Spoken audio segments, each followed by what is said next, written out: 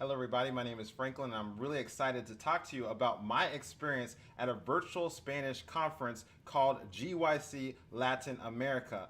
Again, my name is Franklin, and this is First 1,000 Hours. I want to say hello to language learning lover. It's always a pleasure to see you as well. All right, so again, we're talking about this, and the cool thing about what happened was I was actually able to be in Zoom meetings with over 100 Spanish speaking people. Actually was a lot more than that. Sometimes like one meeting was like 164 people. One meeting was like there's around 134 people at one time and all of that, but it was a good experience, and I want to talk to you more about that. So we're going to go to the next slide. So this is what I want to share. I'm going to share my experience in 4 Spanish Zoom meetings with over 100 people.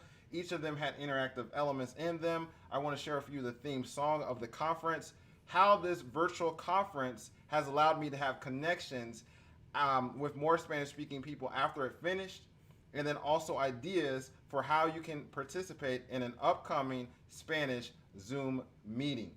All right, so first of all, I should probably tell you, what is GYC Latin America? That probably makes some sense, right? So GYC stands for Generation of Youth for Christ. And so this conference is kind of like a movement as well, but it encourages young people to have a deeper connection with Jesus and also to witness for him.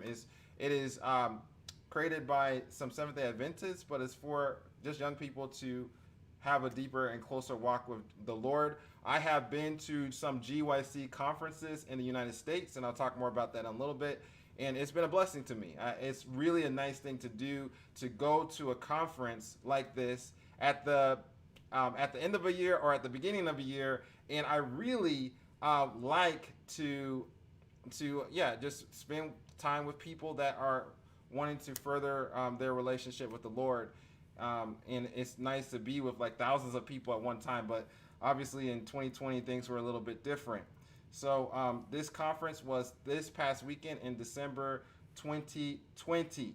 All right, so people were from some of these countries at this virtual conference. They were from Costa Rica, and so I'm happy to say people were from Costa Rica because I have some friends that are from Costa Rica, and I was glad to see some of them there. Also from the United States, people were from Chile, Venezuela, Panama, Peru, Colombia, and other countries. So another country some people were with was even Brazil and other countries from Latin America and other places.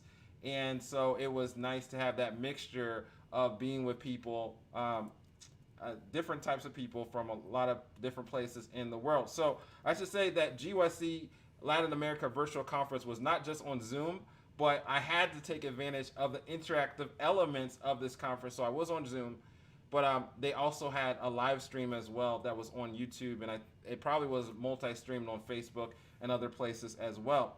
So the first thing that I did for the first Zoom meeting is that was on Friday, and it was at 7 a.m., and it was a time to pray together. So we had a virtual prayer meeting, and before we split up into groups, I got a screenshot, and there was 127 people at this Zoom meeting all together at 7 a.m. And that was amazing to see so many young people there.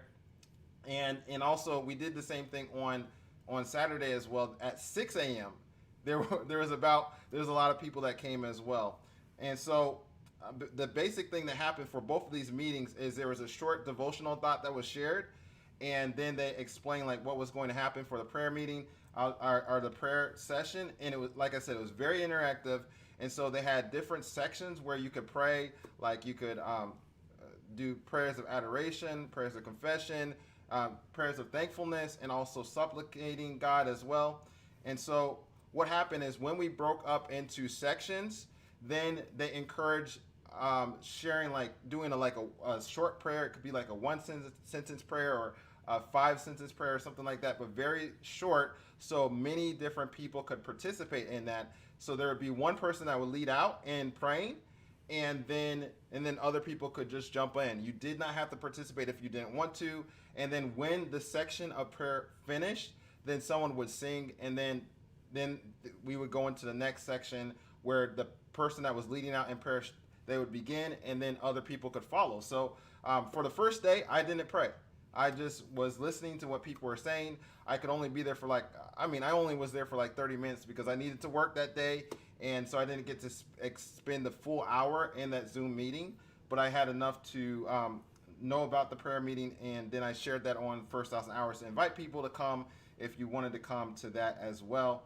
After I knew what it was all about, and I could talk to you about that. So, that was a blessing to just see so many people there early in the morning. Now this was Saturday, before we went into the prayer service, the breakout session where everybody could pray if you wanted to.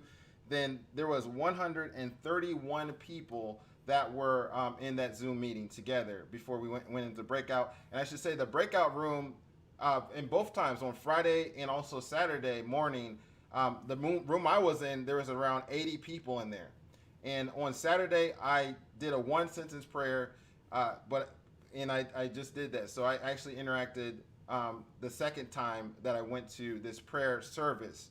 And there was no set person that had to pray or whatever, but people would just pray kind of after the other person finished. And sometimes multiple people would want to try to pray at the same time, but then they would realize someone else was talking, and then someone would just someone would just pray, and then they would wait their turn basically to pray again. All right, so that's what we did. And then on Saturday afternoon, there was a mental health presentation. Actually, there was a variety of different workshops that you could go to. I chose to go to the one on mental health. That was interesting to me. It was done by a Christian psychologist from a biblical perspective. And one thing that he was talking about was shining for Jesus. How do you shine for Jesus? And he was doing the theme of GYC was based on Daniel 12 and verse 3. It has a lot of different things in there, but basically it was talking about shining for Jesus. And so he was saying, how do you do that? You do that through allowing God to control your emotions, so that even when bad things happen to you, you don't have to react in a negative way and all of that. So I really got a lot from his presentation. And I actually even took notes in Spanish for this presentation. And so I will be sharing those notes to people that sign up to the first 1,000-hour email list. I will be sharing the notes for the next email on Friday. So if you want to sign up for the first 1,000-hour email list, you can find a link to that in the description of this video. So the interactive element of that presentation was he did a presentation for like an hour, and then during that time you could ask questions that would be given to the leaders of the meeting, and then they would be fed to him, and they tried to get different questions on different themes, and then he would just answer them. So he had like about a 30-minute time to answer questions, and so I liked that as well. Okay, so that was fun. I liked it. I had heard him speak before, and so I thought that was going to be good, and I was not disappointed. All right, so I want to talk to you also about Sunday. So the conference technically ended on Saturday, but really there was a networking session as well on Sunday that I went to, and I thought it was really fun. Again, there's over 100 people that came, but they allowed, it was still interactive, and so I just want to talk to you about that. So the first thing that happened, I think, as far as interactive elements, was that they asked everybody to change their name in Zoom. They obviously they wanted you to keep your name, but also to put on Zoom the country that you're from. And so then I just did EEUU for implying that I was from the United States of America, and that's one thing I did. And then at one point we were asked to show that we show something that represented that we were from a particular country. So I went quickly on unsplash.com and I found a flag of the United States, and so I used that as my virtual background. And so I did that for that part of the networking session. And then we were asked to someone would call out our country, and then we were supposed to type in the chat, for instance, if someone said United States, and then you're supposed to type in the chat presente. And so that's what I did when they called my country out. And I should tell you this, everything that I'm talking about was in Spanish. I think I already basically said that, but I just want to make sure I'm letting you know this was not in English, okay? And so it was cool to see people from different countries and all of that, and them responding in the live chat. And so, okay, so then we had a breakout session, and we had two activities in that breakout session. So what happened was someone said like it was going to be like a telephone activity. I'm just putting that in quotation marks, but what would happen is one person we broke out in a session, and I was with around 15 to 17 people in this breakout session. And so we were supposed to go around, one person would initiate a conversation, basically having small talk with someone else for around a minute, asking that person questions. And then after that person was asked questions, then the person who was asked questions would pick another person and then do small talk with that person. So I was glad I was not picked first. But what happened was people asked like, okay, sometimes like, where were you from? And it did. We already had the place where we were from, like our country at least. But if people wanted to go a little bit more detailed into that, they could as well. So they would be asked something like that. Also, like, what meeting did you like the best? What workshop did you go to? And so you're asked questions about the conference, potentially. Some people asked like, what age were you or whatever. So I was listening to what people were asking. And again, a lot of these activities, especially in the networking session and actually other places as well, I had to do a lot of listening. So it's important to have a good listening comprehension, right? And so then as people were basically going through the questions to other people, I started typing down questions that they were asking so that when my time came up, I would kind of be a little bit more prepared. And so then someone asked me questions. And the question I remember is, someone asked me something about like the pandemic and how was it in the United States. I didn't understand the whole question, to be honest, but I just listened as much as I could and try to answer based on context of what I thought he was saying. And so, and I responded to that. Then it was my time to choose someone, and I asked someone where he was from and what did he like the best. And he said, what workshop did he like the best, or something like that. And he said he liked the prayer time. And I really connected with that because I really like that as well. So, and then he chose someone else. So that's basically what we did for our breakout session. And then we had a second breakout session, and this time we could go into a group based on our occupation or our interest. And so there's a list of different things like engineers could be together, teachers or people in education could be together. And then there was also people like, I guess, talking about language learning. And then there was a section for people that were connecting based on communication or media. And so I had to go on that one, communication and media. I was like, man, yeah, I like doing YouTube. I like using social media marketing and things like that. And so I went to that group, and I want to show you a picture of people that came to that. So this is a picture of people that were in there, and we were able to talk about some of our experiences with media or communications. Some people that had careers in that field talked about that, and also we could talk about how are we using those abilities or those skill sets for the Lord if we wanted to as well. And so it was good to be with purpose-driven, creative people talking about media and communication and things like that. And so that was nice. And so everybody that wanted to had time to be able to talk about themselves and about the things I talked about. And so for the most part, I just listened to what other people were saying. And then at the end, we had like about a minute and a half left, and then I talked a little bit about myself and about this YouTube channel, First 1,000 Hours, and all of that. And it was interesting in this virtual conference that the person on the top left, his name is Harrison, and I actually met him in real life in 2015 when I went to the GYC conference. And I'll talk to you more about that, but he was saying, yeah, I remember Franklin when he didn't know that much Spanish, and I've seen his growth and his progression in Spanish as well. And I thought that was cool to have some of those connections. And okay, so that's some of what we did in the networking session. And what I liked as well is at the end, we got a WhatsApp link so that we could be even connected more via WhatsApp. If anybody wanted to be on WhatsApp, you could get on the group link and then further this kind of movement to just grow closer to the Lord. And I think from that, I'm going to find out potentially if people are going to be doing prayer rooms in their country on Zoom or something like that, or maybe things that people are going to do for the Lord. And I'm glad that I was able to be a part of that WhatsApp as well, that WhatsApp group. Okay, so I want to talk to you also about the theme song. Again, the theme song was based on Daniel 12 and verse 3. And I really liked it. I've watched that theme song so many different times, and I want you to watch it as well. And so I'm going to put a YouTube card right up here so that you can see it. I liked it for various reasons. One of them was because it was very creative.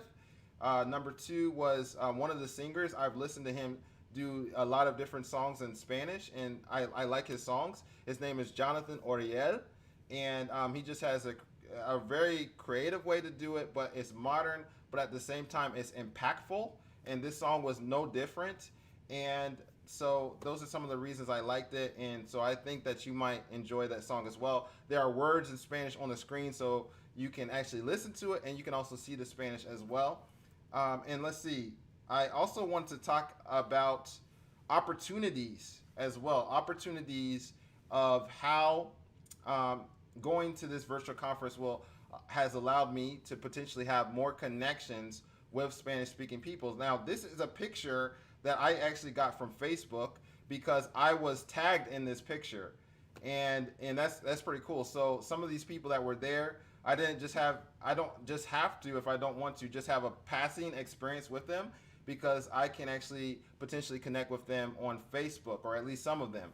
And that reminds me of in 2015 when I went to the GYC conference that was actually in person, and I had a picture that was with one person I met at the conference, and then two Costa Ricans. I didn't even know they were from Costa Rica, but one of them was Harrison. Again, he's at the top middle, and I was tagged in the picture. I added everybody as my friend on Facebook, and then I just talked ever so often about my Spanish journey. Harrison connected with me and talked. He encouraged me in my Spanish. And then one thing happened one day. Harrison said, "Hey, Franklin, you want to learn more Spanish, and I know someone that wants to learn more English, and you should connect together with that person." And so I connected with my friend Blanca. She just became my friend that day. We connected on Facebook around like 2016, and we just did a language exchange, like literally from that time that he messaged us and put us in connection. And then we did a language exchange for like 9 months, and Blanca has been helpful to myself in growing in Spanish, even getting me to the point of even encouraging me to lead out in a Spanish Bible study on Zoom, which she gave me that opportunity to do, and I took advantage of that recently. She invited me to her church's Zoom meetings, which I've been going to pretty regularly on different days, on Tuesday and Friday especially. And I'll put the link to that in the description of this video if you want to come to those Zoom meetings as well. And so I'm going to show you. I didn't know this would actually happen, but I was talking to this person in Costa Rica, and then in this was 2018 GYC. I actually met Blanca. This was her first time coming to the United States, and she was actually in the same conference that I was going to in Houston, the GYC conference. And so those are some pictures. She gave me some things from Costa Rica, got some Costa Rican money, and another thing from Costa Rica. I gave her something as well, a book in English. It was The Hiding Place, which I think is a really good book. And so we just got connected. We got to spend a lot of time at the conference together, and also with some of her friends and all that. And so I got to connect with people from Costa Rica, and one of her friends that I connected with at that conference was at the virtual conference, and she was leading out in a breakout prayer session that I was in on Friday. And so it's just really cool to continue being with different people in Spanish, and I don't have a lack of opportunities, I would say, as well. I'm thankful to be a part of a church community, and my church community is pretty big. It's worldwide, and I'm taking advantage of opportunities I have to have those connections. So now, I talked about myself and all of that, but like I said, I am connected with different people from different countries with this GYC virtual conference. And there might be a time where I find out that some people are doing a prayer room similar to how they did it at GYC. And I might go to one and then I might say, hey, y'all need to come out to this prayer room. And I think that that might be something that you might like. So I'm going to look for opportunities to allow you to have experiences virtually with other people that speak Spanish that have purpose in their lives. You know, other Christian people that that that I can that I think I would like to share on First Thousand Hours. And then also, if GYC has another virtual conference, I definitely am going to want y'all to come to the prayer room at least. Now, I don't know when that's going to be. You know, everything's up in the air. Y'all know how it is in 2020. If you have been through 2020, you know how it is. But we'll see how 2021 goes. It might be the year. I mean, next December. I'm not sure. But I was glad to take advantage of the opportunity to go in there. I didn't have to come and say, hello, everybody. My name is Franklin. I'm learning Spanish. I just jumped in and I just put myself in an all Spanish environment. And I'm grateful for the experience. And if you want to know more about different experiences I've had at Spanish churches, I'm going to encourage you to look at the playlist on your screen. And there's a video that YouTube recommends. And I hope to see you in the next video.